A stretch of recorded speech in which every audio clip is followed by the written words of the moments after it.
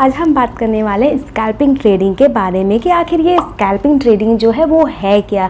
ये ट्रेंड में तो बहुत चला है, तो प्रोज ट्रेडर्स है वो तो स्कैल्पिंग ट्रेड करके प्रॉफिट कर ले रहे हैं, लेकिन जो बिगनर्स है उनको बहुत दिक्कत हो रहा है। तो बिगनर्स आपका टेंशन हुआ ख़त्म। आपको बस मैं जो पॉइंट्स बता रही हूँ, जो चीज़ें बता रही हूँ, उनको फॉलो करना है, उनको सुधारना है, उसके बाद आप भी एक स्कैल्पर बन पाएंगे।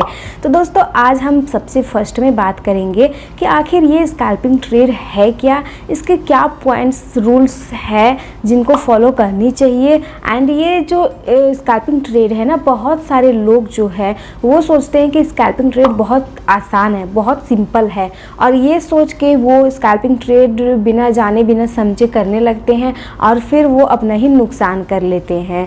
तो ये स्कैल्पिंग ट्रेड जो है वो क्या है ये पहले हम जान लेते हैं। तो दोस्तों स्कैल्पिंग ट्रेड जो है वो एक कम पॉइंट में छोटा सा मूव को कैप्चर किया जाता है।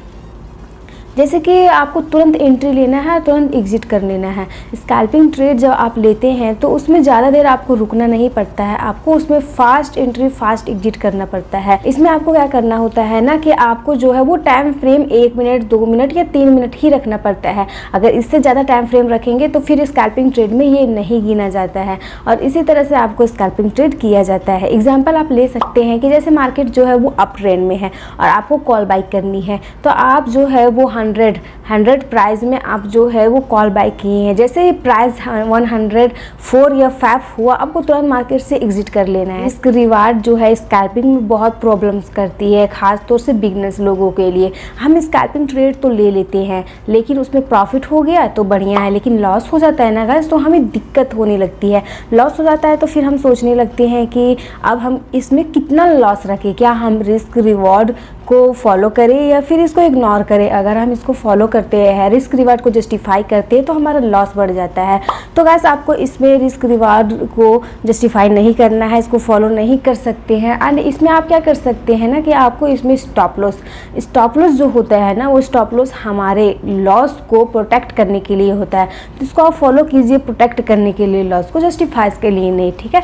हर बॉन्ड्स पर एंट्री लेना है। अगर मार्केट गिर रही है तो बॉन्ड्स मारी तो आपको एंट्री लेना है, लेकिन आपको बार बार सेलिंग में एंट्री या कॉल साइड में एंट्री नहीं लेते जाना है। ये रूल भी फॉलो करना है। एंड स्कैल्प मार्केट जो है वो जब ऊपर की ओर जा रहा है, एक ट्रेंड में अप ट्रेंड में जा रहा है, अब हम ट्रेड लिए कॉल साइड में, जैसे कि प्राइस जो है 105 है, अब हम ट्रेड ले लिए वहाँ पे, प्राइस जो है वो बढ़ गया है, 110 चला गया, हम वहाँ से एग्जिट कर लिए। अब हमें लगा थोड़ा देर बाद कि नहीं मुझे प्रॉफिट हो गया, तो चलो फिर से हम ट्रेड ले लेते हैं।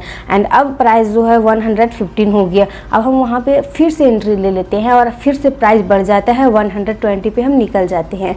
इसके बाद फिर से हम ट्रेड ले लेते हैं ये सोच के कि चलो बढ़ रहा है प्राइस तो हमें फिर से प्रॉफिट हो जाएगा, और जब फिर से हम एंट्री लेते हैं 125 इसका प्राइस चला गया, तो 125 पे हम एंट्री लेते हो, तो यहाँ पे आपका प्रॉफिट नहीं होगा, यहाँ आपका लॉस होने लगेगा।